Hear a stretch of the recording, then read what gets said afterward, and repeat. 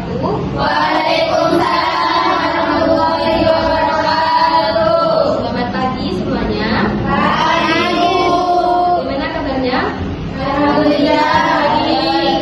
Oke, Ibu absensi terlebih dahulu ya. Baik, Bu. Ibu Pipin Lestari, Hadiroh.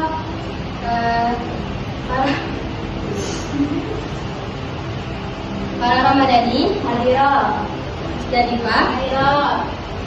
dari Putri Nabila. Hadiroh. Oke, hadir semua ya. Hadir, Bu. Jadi sebelum mulai pembelajaran, alangkah lebih baiknya kita berdoa terlebih dahulu. Silakan Ibu minta Pipin Lestari untuk memimpin doa. Baik teman-teman, sebelum kita mulai pelajaran, alangkah baiknya kita berdoa terlebih dahulu sesuai dengan keyakinan masing-masing. Berdoa dimulai.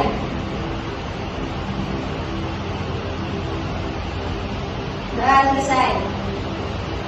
Oke, terima kasih Pipin. Ya Ibu.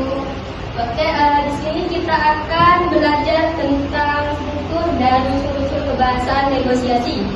Kemarin kita sudah pernah mempelajarinya. Apakah ada yang ingat? Pelajaran materi apa yang kita pelajari kemarin? Tidak, Bu. Ya, tidak ada yang belajar berarti. Lupa. Jadi kita kemarin itu belajar tentang pengertian negosiasi. Masih ingat? Ingat ya, masih ingat. Ibu harap kalian setelah mulai sekolah buka buku pelajarannya ya. Siap, Ya, Bu.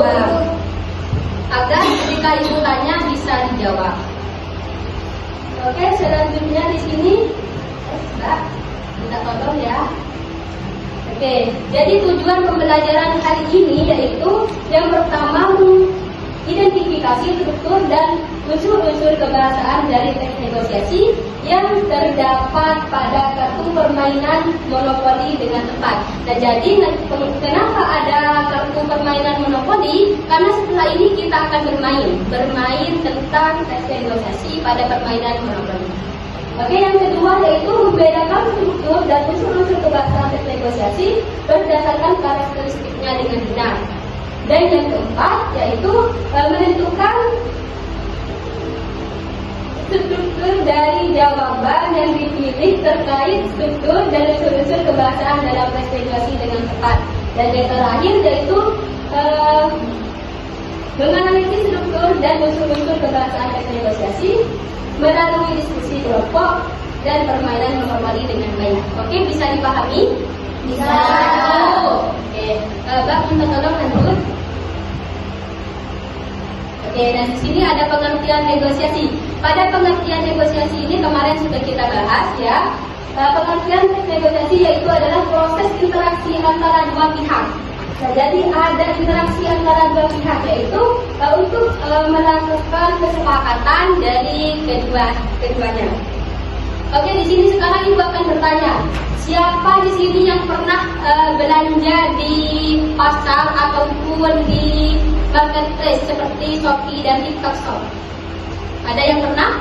Pernah. Oke, Pipin, apakah Pipin pernah menawar saat itu? Kalau di Shopee tidak bisa menawar, kalau di pasar bisa Ibu. Oh, di pasar berarti? Iya Bu. Iya. Kalau di pasar itu penawarannya itu berarti ketika beli apa itu? Ketika beli celana Bu. Celana, oke ya. Tanpa Pipin sadari, hal itu sudah termasuk negosiasi. Ada lagi yang lain? Yang pernah menawar, melakukan kegiatan menawar, entah dari pasar, di media sosial, atau yang lain-lainnya. Misal nih, ada teman yang mengupload nih tentang barang ini, lalu kalian tertarik untuk menawarnya, itu pernah nggak? Pernah. Nego. Ya, nego tentang harganya. Iya. Nah, itu termasuk negosiasi digital. Oke, selanjutnya. Ya, selanjutnya yaitu ada struktur dari teks negosiasi. Strukturnya ada 4, ada orientasi, pengaduan, penawaran, dan persetujuan atau penutup. Nah, yang pertama ada orientasi. Orientasi itu di sini contohnya yaitu jasa fotografer dan penyewa jasa. Yaitu orientasi adalah pembuka. Misal di dalam teks negosiasi itu berisi seperti ini. Pada suatu hari ada seorang wanita yang sedang berjalan di pasar. Tanpa disengaja ia melihat sebuah tas yang sangat cocok dengan dirinya. Lalu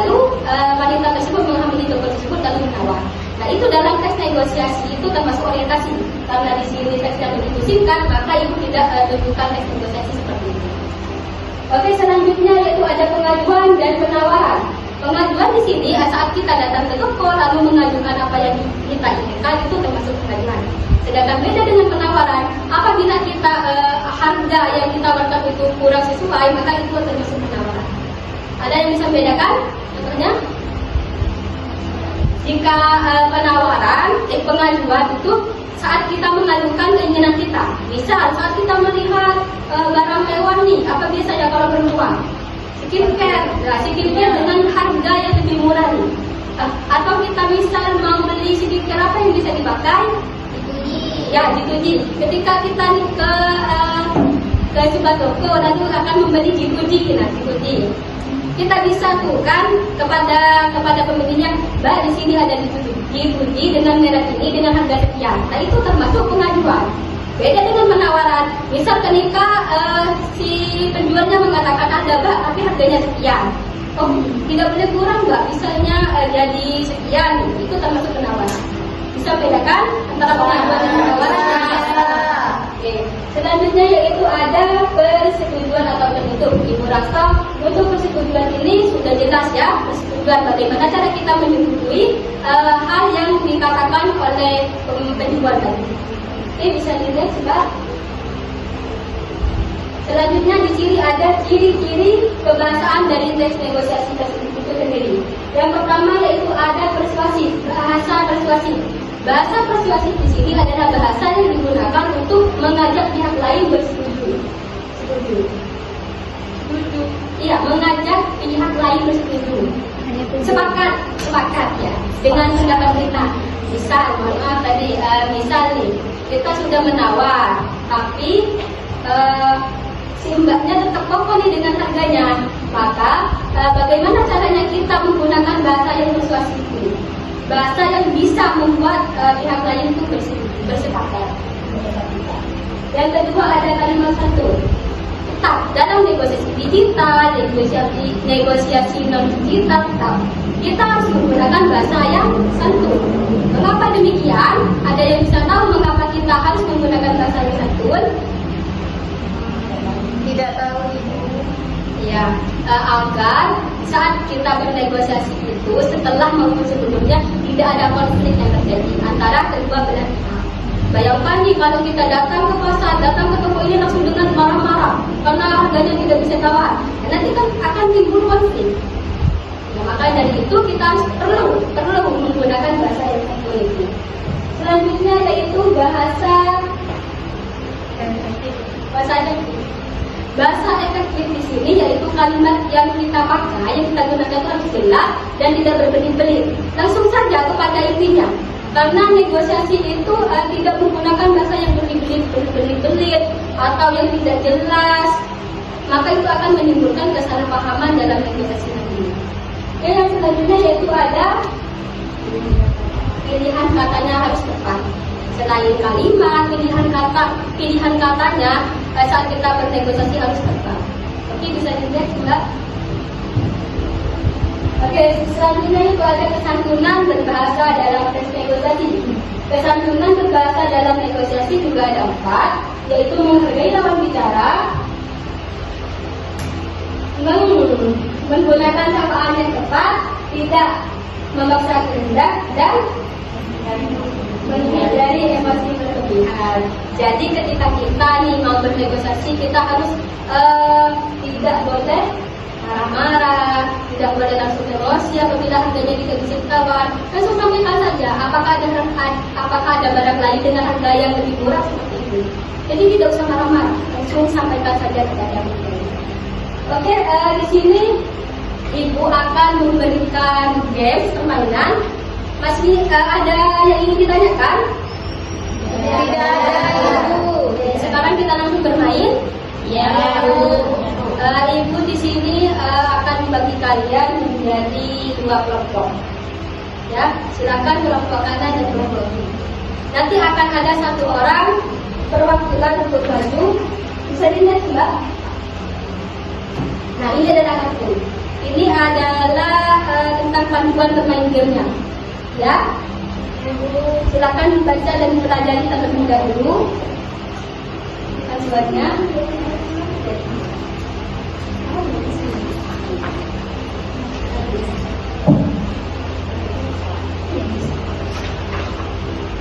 Itu ada pertanyaan. Bisa dipelajari? Masih dipelajari ya? Iya Ibu. Nanti perwakilan satu orang berkelompok maju ya. Iya.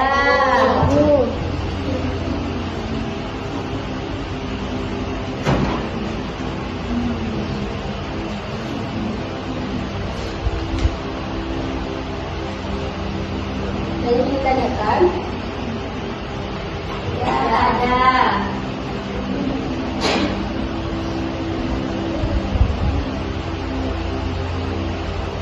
Oke, silakan perhatikan pada langkah kedua aturan permainan. Permainan dimulai dari kotak start. Sini. Nah, jadi setiap kelompok menembak dadu, nanti ada dadu secara giliran, kelompok satu dulu, setelah itu kelompok dua. Oke, yang pion dipindahkan sesuai jumlah angka dadu. Ibu rasa kalian sudah paham dengan hal ini. Nah, kartu kuning, apabila kalian terdapat kartu kuning di sini, maka di sana ada kartu kuning. Bisa langsung lihat kartu kuning yang pertanyaan. Ya. Ya, oke. Nah, kartu kuning. Nanti kalian akan memilih, misal nih, Mbak Farah ke kartu kuning. Dan nanti Mbak Farah milih ke depan. Milih antara dari nomor 1 sampai 20. Satu saja. Itu ada pertanyaan.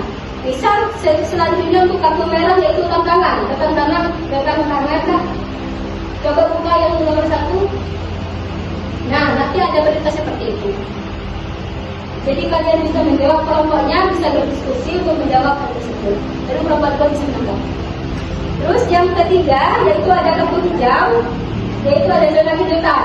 Nah, di sini ada beberapa kejutan kalian, bisa kalian nanti nilainya bertambah atau nilai tidak naik. Bisa dipahami? Bisa jawab Bu. Kalau udah bisa jawab, itu ada di langkah ke langkah ke berapa? Dua. Di poin bawah, jika sampai 2 kali tidak bisa menjawab, maka kelompok tersebut akan didiskualifikasi dari pertanyaan. Oke? Ada yang ditanyakan? Ada yang ditanyakan?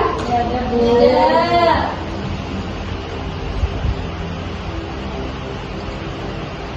Oke, silakan kelompok perwakilan yang mau maju. Siapa? Dari sini dan kelompok 1 dan 2. Ayo maju. Ayo, Pina, silakan Mbak. Ini Pin. Silakan Pin.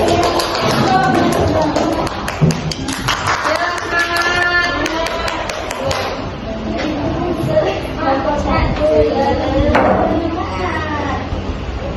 Mau susun dulu.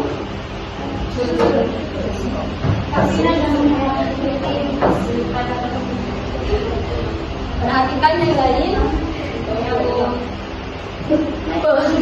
Gunting batu kertas.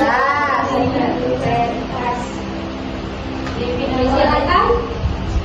Kelompok 1 berarti siapa?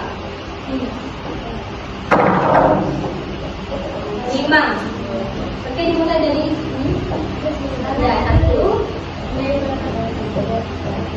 Oke, pertanyaan. Silakan para pertanyaan. Silakan Mbak Vina pilih. Ya, bisa. Bisa ke bawah, nggak bisa ke bawah, Mbak Farah. Pilih nomor 8. Silakan buka nomor 8. Ya, silakan dibaca. Mengapa penggunaan sapaan yang tepat penting dalam negosiasi? Oke, masih mau diskusi dengan kelompoknya atau menjawab? Ya Bu, Silakan. Ibu. 2 menit. Bukan lagi Mbak, ganti dulu. Yang 8 ganti 8. Kapan sudah dipakai? Jangan ditutup dulu. Masih ingat pertanyaannya? Ya, sapaan penting dalam negosiasi. Oh iya. Kenapa kapal itu penting dalam investigasi?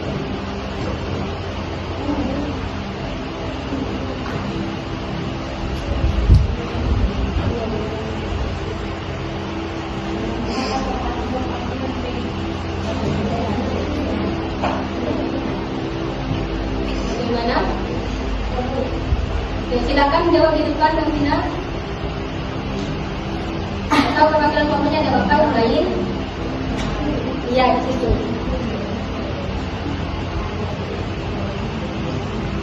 Nah, kalimat syafaat penting dalam negosiasi karena menjadi awal untuk membangun komunikasi yang baik antara kedua belah pihak. Oke, bagaimana kelompok dua? Betul sekali. Oke, betul. Tepuk tangan dulu. Tapi menggunakan poin 5. Kalau sudah betul, silakan kelompok dua. 5. Ayo kumpulkan namanya. 5. Oke, tantangan. Silakan naik tantangan. Silakan Saya pilih nomor 16.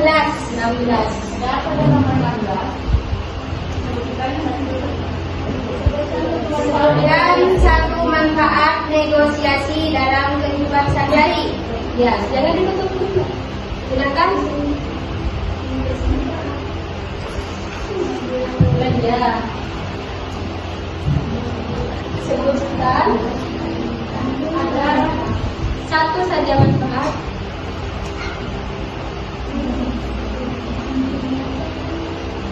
Baik Ibu, izinkan saya menjawab pertanyaannya. Ya. Yaitu pertanyaannya, sebutkan satu manfaat negosiasi dalam kehidupan sehari-hari. Nah, jadi manfaatnya itu kita bisa mendapatkan barang yang kita inginkan dan kita bisa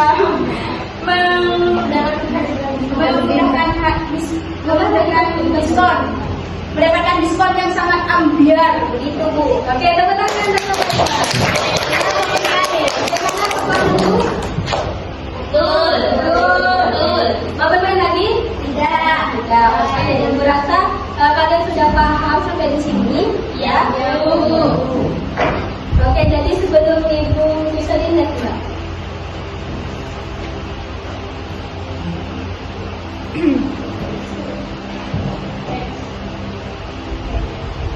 Mbak bisa dibantu? Ya Ibu, sebentar.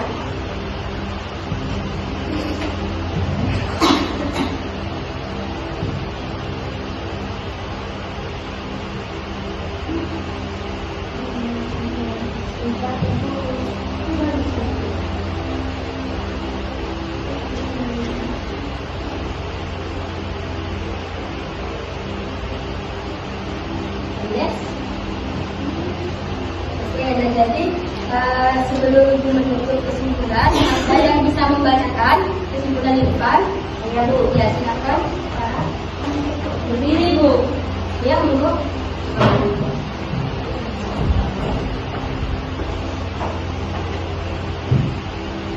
Ya.